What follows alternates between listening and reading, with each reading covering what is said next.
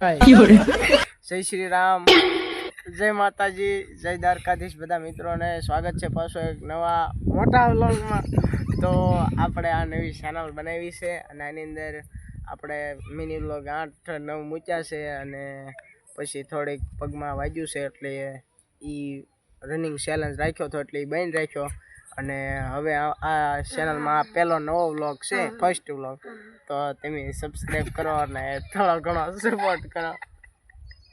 આ કાંઈક કે દાંત કાઢવા એકલા લે